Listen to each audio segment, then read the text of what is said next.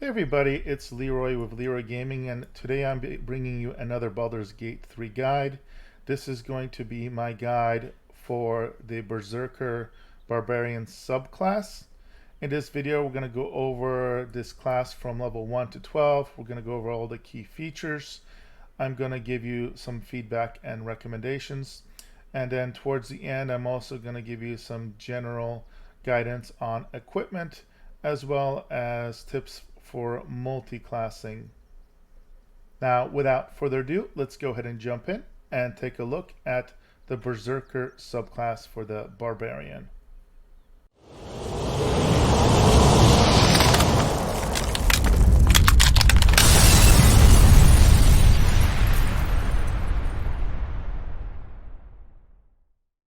All right, the first thing you want to know if you're starting with a Barbarian level 1, it's important to note that their primary ability is strength.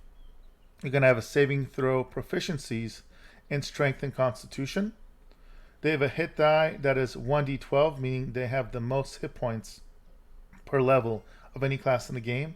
And you're also going to get proficiencies with simple weapon, martial weapon, light armor, medium armor, and shields. Now, at level 1, you're not going to get to pick your subclass quite yet, but you're going to get two main features. The first one is Rage. While raging, you're basically going to do more damage. Extra damage with melee and improvised weapons, as well as with thrown objects.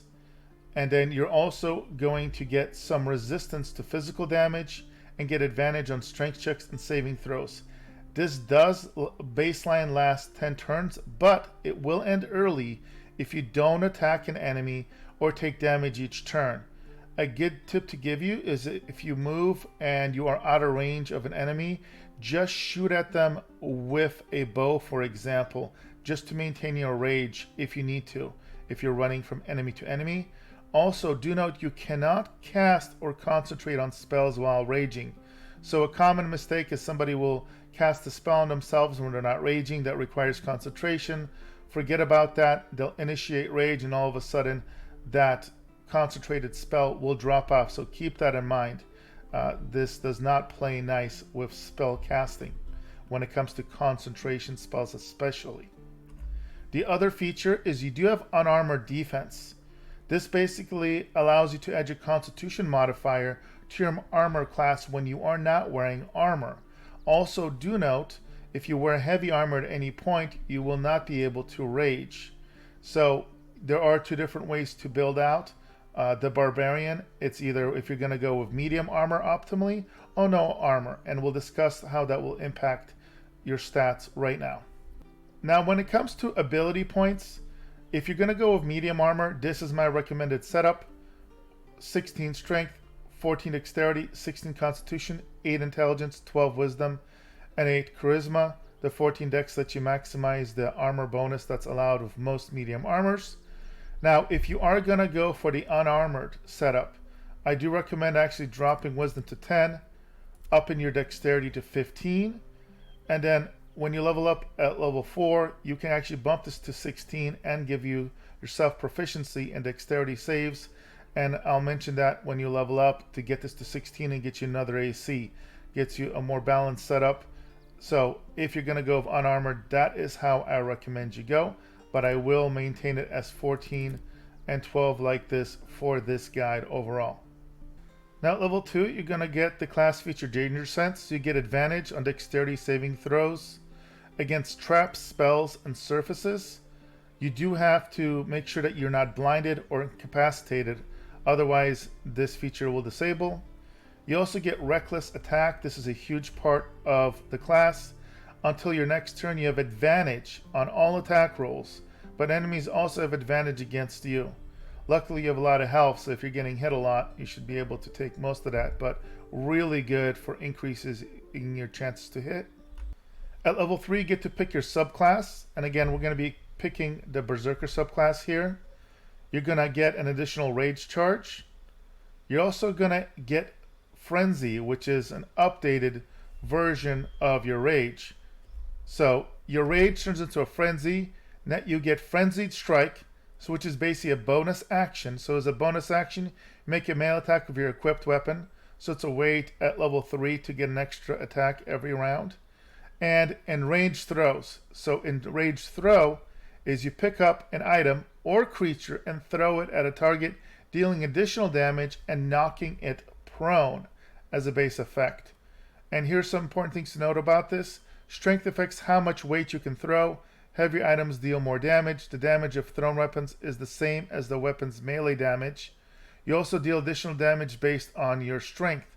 Extra tip for this, if you throw items, heavy items from a higher distance, or height rather, downwards, you're going to do even more damage. So if you throw really heavy objects or creatures down at other creatures, you could do some insane damage. And then just like base rage, you still have resistance to physical damage and advantage on strength checks and saving throws. All other rage elements stay the same. At level 4, you're going to get your feats. Now, I have found that this class really heavily relies on ability scores. I will also go over my favorite feats here for you, and then as you level up, you can kind of choose between them. It is up to you. Again, you can never go wrong with increasing your stats, especially getting your strength up to 20, so ability improvement is great. Great Weapon Master is absolutely perfect for this class. When you crit hit or kill a target with a melee weapon attack, you basically get an extra attack that you can use as a bonus action. Now, especially with your reckless attack feature, it goes hand in hand with the second part of this. So attacks with heavy melee weapons, so big two-handers that you're proficient with, can deal an additional 10 damage at the cost of a -5 attack roll penalty. And again, this can be toggled on or off. Reckless attack really helps combat this -5 to attack roll. So this is Great Weapon Master oftentimes is my top recommendation at level 4. If you did choose to go with unarmored setup and you start with 15 dexterity, I would highly recommend you pick up Resilient. So you increase your ability by 1 to a maximum of 20. So you would pick dexterity here. And this is also going to give you proficiency in dexterity saving throws. So this is really nice so that you can, again, avoid traps, dodge different effects that test your dexterity. So this is how I would recommend, definitely at level 4 if you're going to go unarmored. Otherwise, go straight for Great Weapon Master, in my opinion. Other potentially good options could be Savage Attacker. When making weapon attacks, you roll your damage dice twice and use the highest result. Also, the Berserker is really good when it comes to throwing builds, and Tavern Brawler is really good for this. So notice it says when you make an unarmed attack, use improvised weapons, or throw something, your strength modifier is added twice to the damage and attack rolls. This is big, so let's say if you have 18 strength, that's a +4 modifier. Instead, it's going to, in that case, add +8 to damage and +8 to attack. Again, this does not work with big melee weapons, but if you were to, again, go for throw build, Tavern Brawler is really good. And a final universal recommendation, Lucky is not bad either. You can read the description here, but the other options I would say take priority for the Barbarian. At level 5, you get a big power boost. You get an extra attack. You also get fast movement. So you get an extra 3 meters of movement while not wearing heavy armor. So medium or less. At level 6, you get to rage one more time between long rests. And you also get mindless rage. So while frenzied, you can't be charmed or frightened. And calm emotions no longer ends your rage. And calm emotions is an actual spell that people can cast on you. So that would be very, very bad, obviously, if that happened and just canceled your rage. So that's a nice little feature. At level 7, the main thing you gain is Feral Instinct. You have honed your instincts to the utmost degree. You gain a +3 bonus to initiative and can't be surprised. And again, surprised, basically, if you get surprised by the enemy, you cannot take actions or reactions on that very first round of combat. So even if the rest of the party was surprised, you will not be. At level 8, you're going to get another feat. So again, pick whatever you feel best based off my recommendations. At level 9, Barbarians get brutal criticals. So when you land a critical hit, you roll an extra die as well as the normal additional critical dice. At level 10, you're going to get Intimidating Presence as a class action. So menace an enemy and instill a terrible fear within them. You can use Maintain Intimidating Presence to prolong the target's fear. So this is an action within 9 meters. Now it's important to note fear. When something is feared, they get disadvantage on ability checks and attack rolls, and it must run from the source of its fear and can't take any additional actions. So this is absolutely brutal when you get it on something. And again, Maintain Intimidating Presence. It is an action, and you basically, if you utilize this, you're going to prolong the fear inflicted on a target by your Intimidating Presence. Now do note, it does utilize the full action, so it does have a big opportunity cost. At level 11, you're going to get Relentless Rage. Once per short rest, if you drop to 0 hit points while enraged, you regain 1 hit point instead of being downed. So this is basically a lifesaver. It doesn't matter how big of a hit downs you, you're always going to recover to 1. So it's like an extra life. Now do note, you're still at 1 hit point, so you need to make sure to finish off that enemy or get some heals right away, or else you're going to get downed right after that. And then at level 12, you're going to get your final feat. And you will also get to rage 1 more time per level. So again, pick your preferred feat here. Now when it comes to equipment for the Berserker Barbarian, again, if you're going to go with the medium armor setup, then get the very best medium armor you can.